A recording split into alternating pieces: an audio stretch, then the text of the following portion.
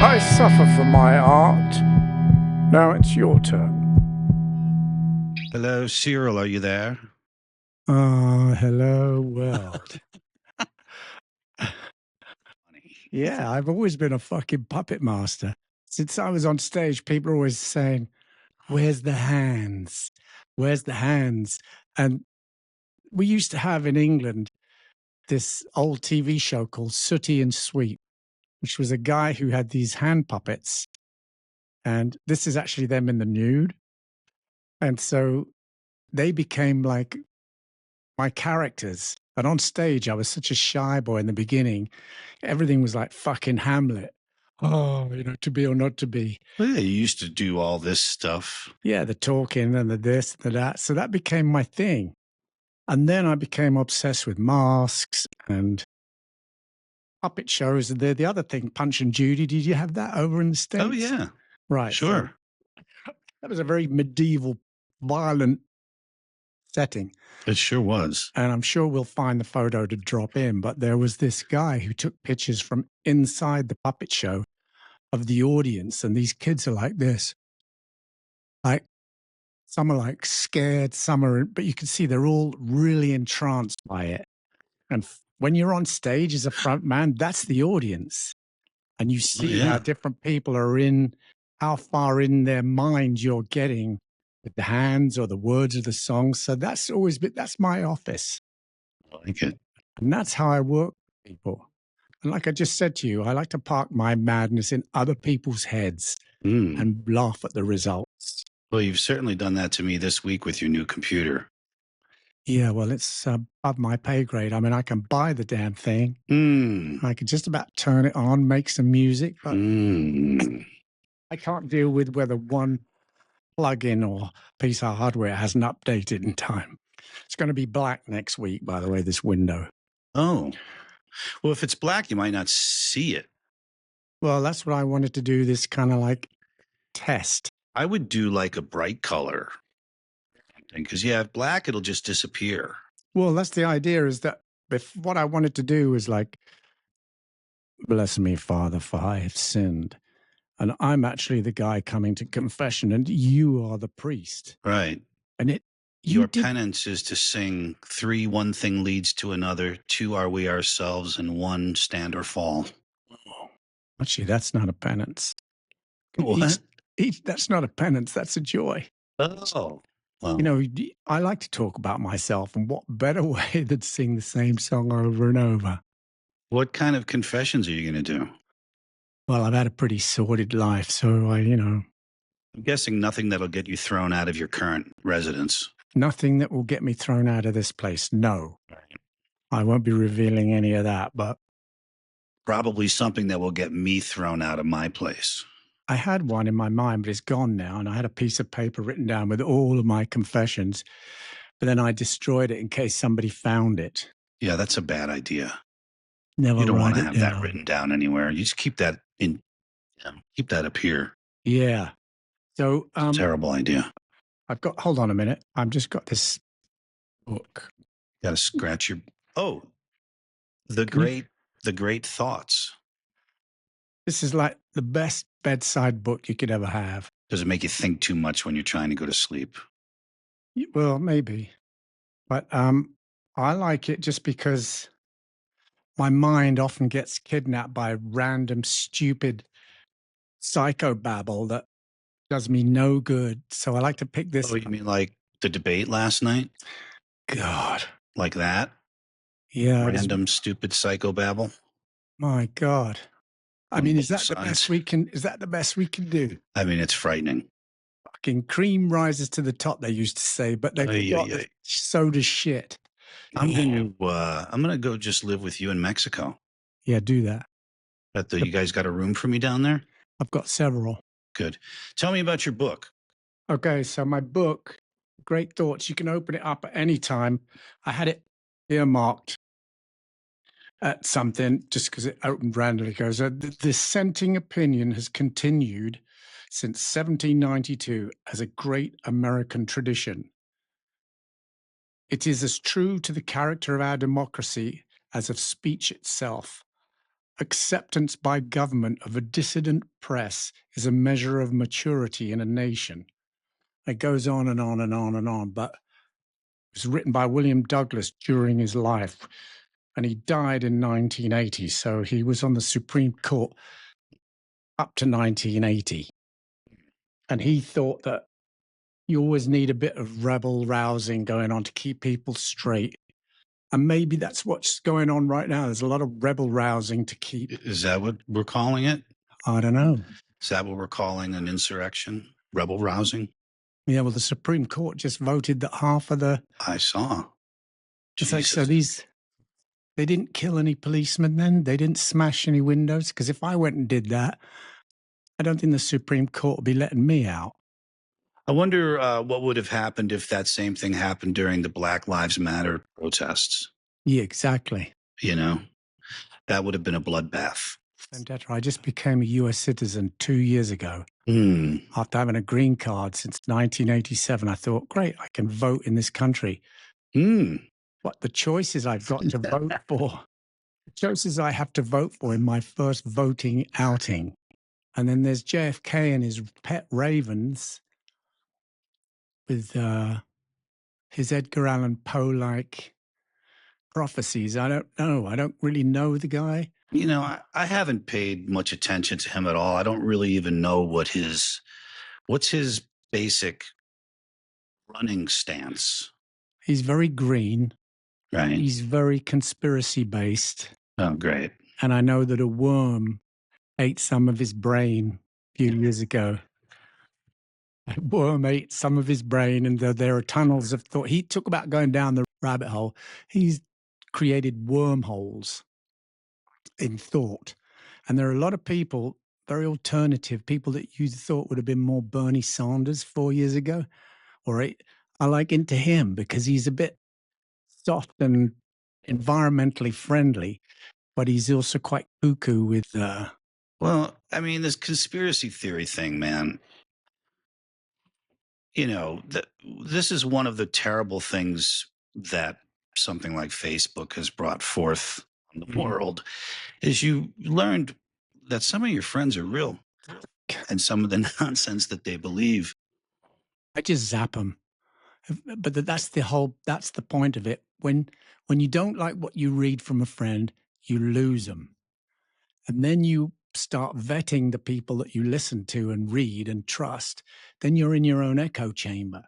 And then you never get challenged outside of your own thinking. And I'm not saying that I need challenging, because my thinking's very good, thank you very much, and I don't need anyone to, but you do. And there's a flow to our minds. As soon as you block it, we stagnate. But there's a point, Cyril. There is. You know what I mean? There's a point where it's just ridiculous, right? Yeah, no, it is. People just say bullshit just to get.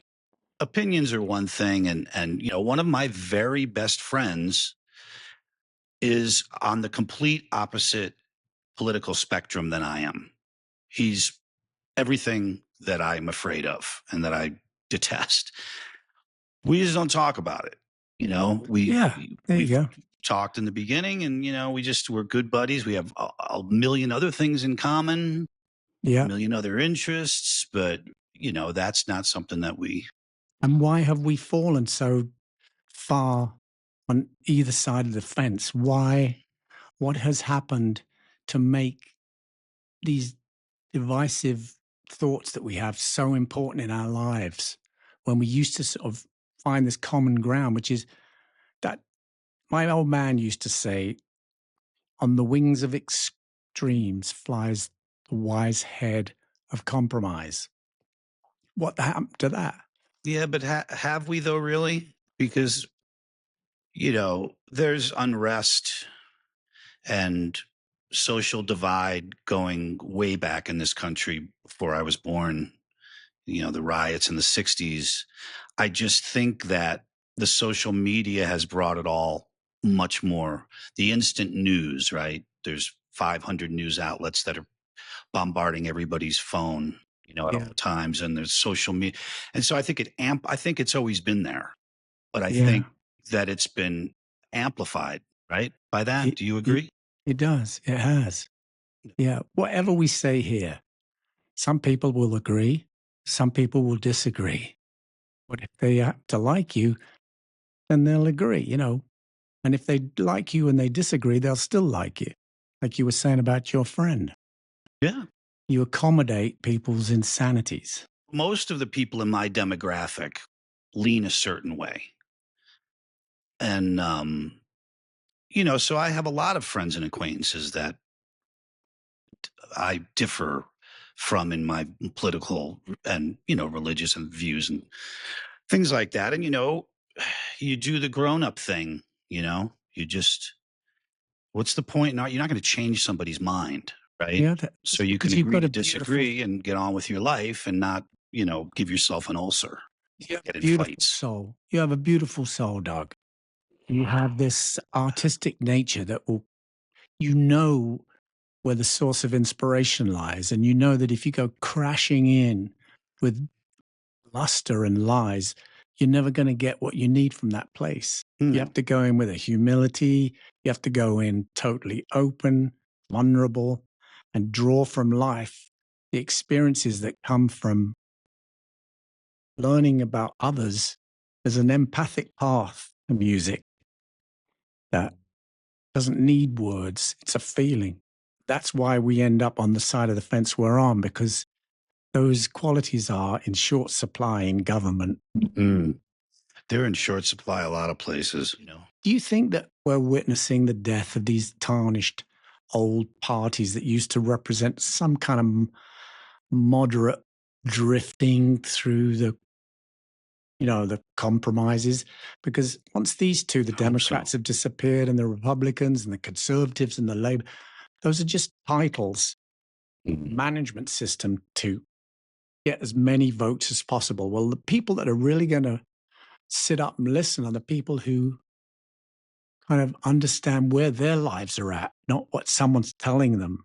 Yeah. So listen, what did my sister send me? She sent me this little tag yesterday.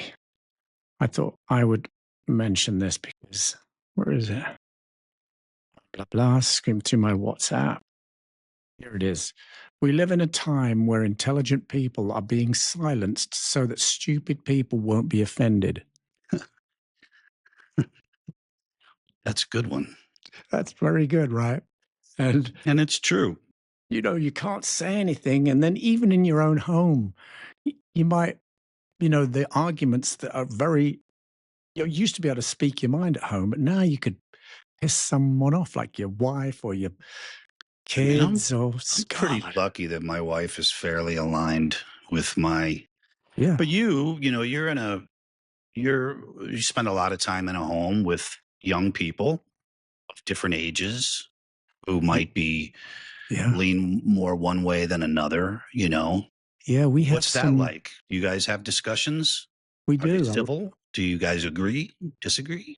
I'm learning a lot from, we have a college age young man who's at Stanford who's sort of plugged in. He's plugged into the sort of zeitgeist of where a 24-year-old's head is at. And he's very active and green and very open, very open. And then we have some younger ones that are all equally open. When I was 16, 17, I was pretty right wing too, because my older sister was going to war with my parents over everything. Really? And my parents were very against the weed and everything. My sister was a drug addict because she was smoking weed. Oh, right. Yeah. And Well, it those was were the days when that was, yeah. people thought that was you. If you smoked weed, you were immediately going to be a heroin addict and living on the streets. Yeah. And I grew up, there was a 2-year period where family was just fucked. And I was like trying to, I don't know what I was trying to do, but I was just in my head was like anti everything. But meanwhile, I was still vomiting nightly as I was stealing alcohol and throwing it up in the street with my friends. And I don't know, by the time Rupert joined the band 19 and rolled a big spliff after the first rehearsal where he joined us, and I got stoned and I went, wow, Ah, I totally get this. And from that day on, I became a liberal hippie. Well, there's absolutely something to that. You know, they call these mind expanding drugs or whatever, but they really do that. When you get high for the first time as a kid, it expands your mind and your thinking, and you think things you've never thought before, and you hear things and see things you've never noticed before, and you have different empathy that maybe you didn't before, and it's not a bad thing. Yeah. It actually makes you very paranoid. And whilst you're paranoid, you could Well, become very open. I Like, didn't get paranoid until I mean, I had to stop smoking pot many, many, many years ago because it did start to make me paranoid. But in the beginning, it didn't do that. In the beginning, it made me open to different kinds of music and different kinds of art and different kinds of ideas and different thoughts. And it did a service in that regard, as far as I'm concerned. Looking back on it now, my yeah, parents would disagree. It, it almost killed my father, but you know, it really did open up some neural pathways that were closed previously. yeah. I mean, there's that, the term there comes to mind is it sort of makes you a conscientious objector, but it's not an objector. It makes you a conscientious, open minded person. Right. And so you could see the other side of many arguments. And so you kind of think, hey, shit, I've got to unlearn a lot of this stuff that's clouding my otherwise Mhm. blue sky. I'll tell you a funny story. Not long ago, Debbie was, I think, I don't know, she was traveling somewhere. And so she was gone for the weekend. And a friend of mine gave me an edible, right? Oh, yeah. And I'd never done an edible. And I thought, Sunday, I'm going to have this edible and just have a nice, relaxing day by the pool, not understanding that the edibles metabolize differently, you know, Yeah. and they're much stronger. Not to mention, I think the cannabis is so much stronger now than it was certainly when I was a kid. And man, it hit me in such a way that I felt like every single decision I'd made since I was 12 years old was the wrong decision. And it made me wildly paranoid, and I could not fucking wait for it to go away. And that was the end of that experiment. Yeah. Yeah. Well, I can relate to that because I've had a Sure, my few. mother will be really proud of that story. I went to see that film, The Arrival. Arrival, it was called. Oh yeah. I went with my lovely, lovely lady to see it, and I kind of fell asleep about a third of the way as I got the white out, the big swirly pits when the thing kicked in that I'd taken, Oh God. and it was way too strong. But now I've realized in around here in Central California, they have something called old man weed and the old man strength, where they've, Like the 70s stuff. yeah, the market for Yeah. that stuff is, so they've turned it down. So it's hardly got anything, high CBD content, very little THC. Yeah. It's basically just like sitting on a cushion. Very nice. Very I've nice. tried CBD, um, the non-THC CBD, and then I've tried it with very, very, very low dose, Yeah. excuse me, THC. And that can be good. It definitely calms you down. I mean, using something like that in the place of a pharmaceutical or something, I think is probably not a bad thing. Way better. And for Yeah. me, it's, as you know, from the past podcasts, I've quit drinking for the last 6 months Have you quit completely? completely. Oh. And that's like done something to my, I'm much more energetic and a lot more relaxed at the same time. Oh, that's good. And so my thinking is, I feel like I'm looking out of a still lake rather than choppy waters. Yeah. I tend to think before I speak, which for me is a huge game changer. Because I could walk in the room and say the wrong thing at the wrong time. Yeah. So, Well, I yeah. mean, alcohol is poison, really. Yeah, it The really more is. we learn about it and things, and it's not good for you. But, Yeah. it can go, I quit all the time. We had this discussion in another podcast, and you know me really well. And sometimes I just get like really wound up. And your choice at that point is like CBD, Xanax, or a drink. And I think sometimes it's better just to fight through it and do none of the above. It is, because there's a personal victory at the end of that that will give Mhm. you a little bit of confidence the next time you're feeling crappier. Right. So yeah, and then when I go to the marketplace now, when I go to the market, I'm seeing that the non-alcoholic beer and cider section is growing. It's like now Yeah. half of the fridge is non-alcoholic IPAs, high hazy IPA. Yeah. Guinness Zero is my favorite, and then there's a dry cider. So the weird thing is when you're drinking it, it makes you feel that that's the kind of drink you used to drink when you were being sociable. Well, it just makes me feel Mhm. sociable and happy It just because I, does something to your yeah, mind that puts you in that position, that it's place. probably a placebo thing.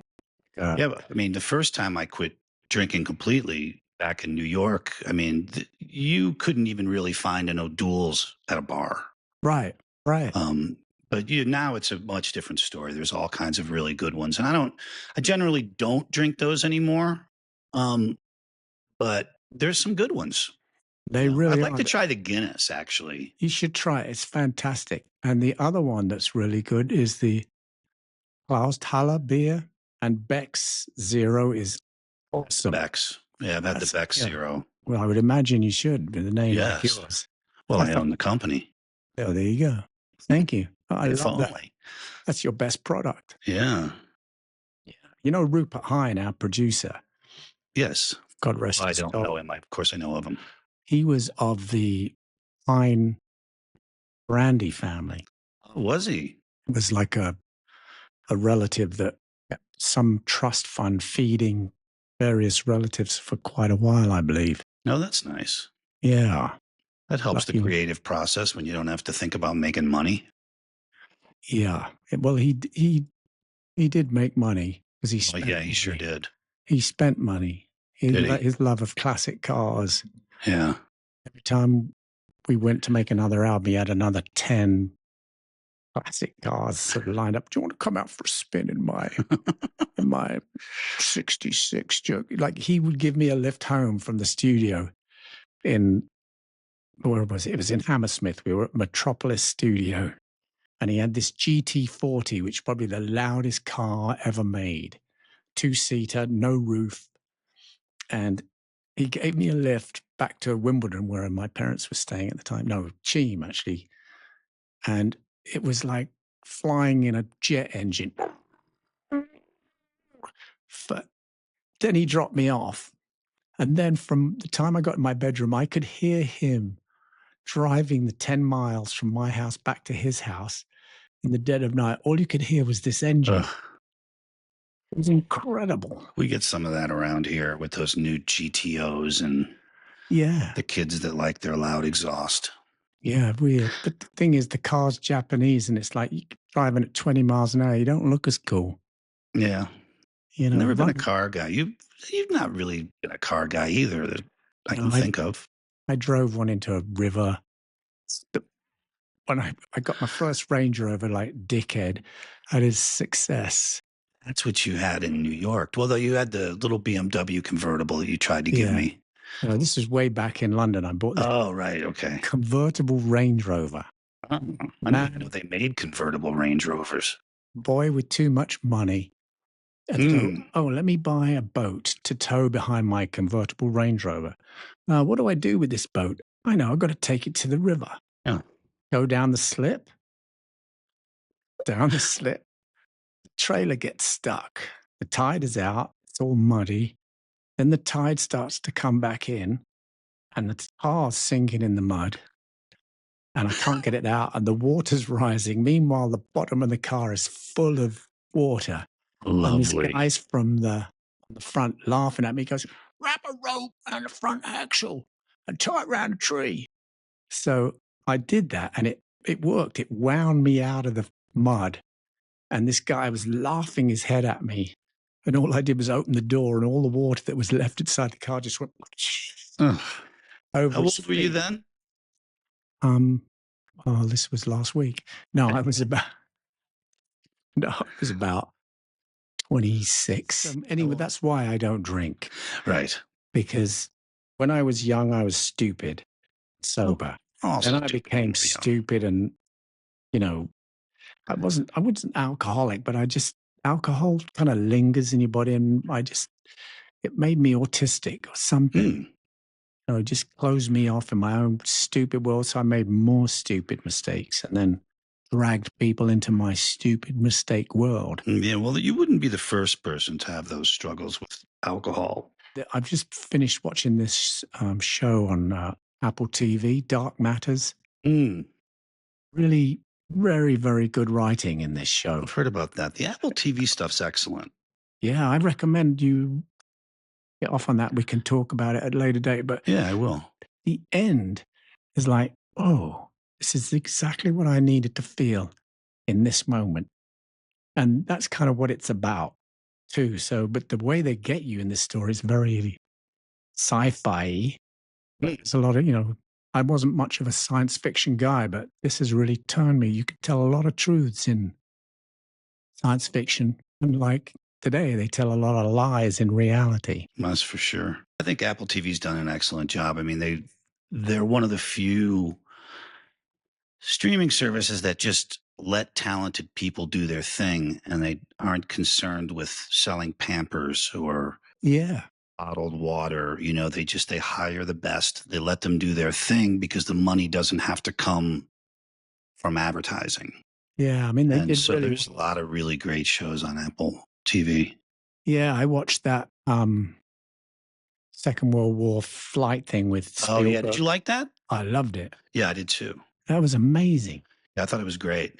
They really got into the mind of that. And being a kid growing up in England post Second World War, we heard a lot about those dramas, and there were a lot of kids whose dads were American airmen. Yeah, yeah. That was an excellent series. They have what they started the right way around. They had the hardware, and they have a lot of money, and then that Steve Jobs sort of thing that we've all inherited is they made so much money. He didn't really want to deal with music in the beginning, but he felt he had to when he made the iPod. So he did the deal, the Apple deal that has provided a lot of music for a lot of people. Now they're doing it with visual world. And a lot less money for artists. Oh. Sort of the start of that. I think with our place down in Mexico, my dream is to have like 16 great musicians who just don't want to deal with struggling through the last summer of their lives and just come down. If you got room for a mediocre musician, I'm in. Yeah, we just make music every night. Yeah. Have some tacos on the That sounds veranda. great to me, man. That's what I want to do. I'm gonna launch a little concert series down there in next spring. Invite a few guests. I need to get out there one of these days. Anytime. You got to come down. You've offered forever, and I just, it's hard to get away. Life's hard to get away from sometimes. Pets and things and commitments and. Yeah, I know. We're just about to get a new puppy on Monday. And you just got a new puppy recently, so that's 2 puppies? 2 puppies. Well, this one's a year old. First one. This one's 8 weeks. Wow. We love them. Yeah, they're great. I would love to have a dog. I really would. Yeah. It's not possible right now. Not when you got cats. No. Especially a cat that thinks he's a dog. Yeah. I haven't seen Bovine walking around behind him. What do you do now? Do you lock him up? He's like 16, so he sleeps a lot. But, during the afternoon, he sleeps a lot. He's up in the morning, waking me up and hanging out. And then he sleeps pretty much all afternoon. And then in the evenings, he comes back around. And I was shooting a video last night and he was walking around in the background. Yeah. So he'll make an appearance in one in your old set tutorials. When we used to FaceTime, he was always like, you'd start talking and I'd see him like. Well, yeah, because the computer faces the stairs and he's always walking around up there and coming down. So yeah, that's it. I miss him. Tell him that from me. He's a good boy. I will tell him. Yeah, you must know my voice by now. I'm sure. Yeah. All right, Cyril. Well, this was good. Yeah, it was impromptu, right? We weren't sure. It was impromptu, and this may actually make it to air. Yeah. Why not? If anyone ever sees this, subscribe, like. Well, I look forward to seeing your next set. We've done 3 videos, 3 different sets. Yeah. On yours. Me, I'm just the same old boring studio. I like you. You're like the anchor in my life, and I'm the wanker in yours. Yes. God, that's a great way to put it. Yeah. But a lovable wanker. Yeah. And I will give you more tech headaches. Oh, please. Fucking hell, Cy. All right, Cyril. All right, mate. Enjoy your nap. Catch you later. Bye. Bye.